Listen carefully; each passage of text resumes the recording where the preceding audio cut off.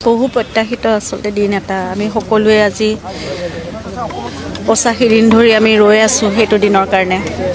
আৰু আমি ইতিমধ্যে যিকেইজন অভিযুক্ত তেওঁলোকৰ ওপৰত এফআইআৰ দাখিল কৰিছিলোঁ আমাৰ পৰিয়ালৰ ফালৰ পৰা গতিকে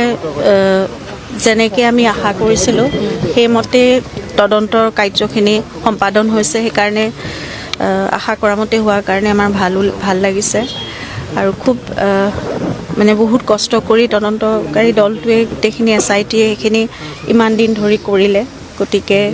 আমি তেওঁলোককো ধন্যবাদ জনাইছোঁ আৰু ৰাইজে আশা কৰা মতেই সেইখিনি ফল ওলাইছে গতিকে এতিয়া সকলোখিনি ন্যায় প্ৰক্ৰিয়াৰ ওপৰত আৰু আমি আশা কৰিছোঁ একেধৰণেই খুব ন্যায় প্ৰক্ৰিয়াটো খুব সুচাৰুৰূপে পৰিচালনা হ'ব আৰু যিহেতু দোষী সাব্যস্ত হৈছে এতিয়া তদন্তত ওলাইছে গতিকে প্ৰতিজন দোষীয়ে কঠোৰতকৈ কঠোৰতম শাস্তি পাব লাগে সেইটোৱে আমাৰ কাম্য আৰু ন্যায় ব্যৱস্থাটো খুব ভাল হ'ব বুলি আমি ভাবিছোঁৱেই কোনো সাৰি যাব নালাগে আৰু সেই তদন্ত ব্যৱস্থাৰ ওপৰতো আমাৰ আস্থা আছিল আৰু আমাৰ দেশৰ আইনৰ ওপৰত আমাৰ ন্যায় ব্যৱস্থাৰ ওপৰতো সমানেই আস্থা আছে গতিকে সেইখিনি হ'ব বুলি আমি আশা কৰিছোঁ আৰু তাতে আজি মাননীয় মুখ্যমন্ত্ৰী মহোদয়ে কৈছে যে ফাষ্ট ট্ৰেক আদালতৰ কথা তেওঁলোকে হাইকোৰ্টত এপিল কৰিব গতিকে সেইখিনি আমিও সকলোৱে বিচাৰিছোঁ ৰাইজেও বিচাৰিছে আমি পৰিয়ালৰ ফালৰ পৰাও বিচাৰিছোঁ যিমান সোনকালে পাৰে সেই ন্যায় প্ৰক্ৰিয়াটো আৰম্ভ হওক আৰু ভালকৈ পৰিচালিত হওক আৰু এটা মীমাংসা যাতে আমি সোনকালে পাব পাৰোঁ আৰু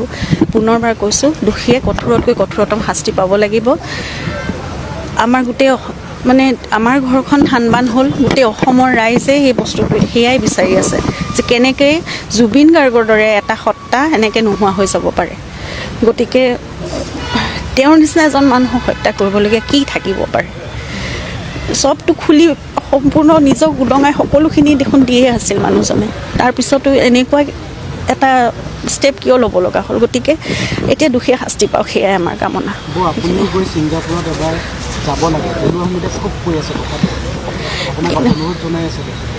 কিন্তু আমাৰ দেশৰ যিটো তদন্ত প্ৰক্ৰিয়া আৰু যিটো আইন প্ৰক্ৰিয়া সেইটোৰ ওপৰত আমাৰ সম্পূৰ্ণ আস্থা আছে আৰু ইতিমধ্যে ছিংগাপুৰৰ পৰাও সেই তদন্ত প্ৰক্ৰিয়া এটা চলাইছিলে তেওঁলোকে গতিকে এতিয়া মই ভাবোঁ আমাৰ দেশত আৰু আমাৰ অসম পুলিচে যিখিনি কৰিব জুবিনৰ প্ৰতি আমাৰ যি মানে আৱেগ আছে সেয়া প্ৰতিজন অসমীয়াৰ আছে আমি দিয়া এফআইআৰ ওপৰত বেছ কৰিও তেওঁলোকে সেই বস্তুখিনি কৰিছে গতিকে বেলেগকৈ যোৱাৰ একো মই ভাবোঁ এতিয়ালৈকে ভবা নাই আৰু ইমানখিনি কথা আমি বাৰু বহুত আইনী কথাবোৰ নাজানো কিন্তু আমি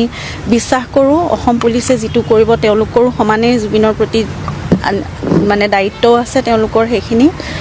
আৱেগো আছে গতিকে যিখিনি অসম পুলিচে দায়িত্ব লৈ কৰিব সেইখিনিয়ে মই নাভাবোঁ আমি বেলেগকৈ কিবা এটা কৰিব লাগিব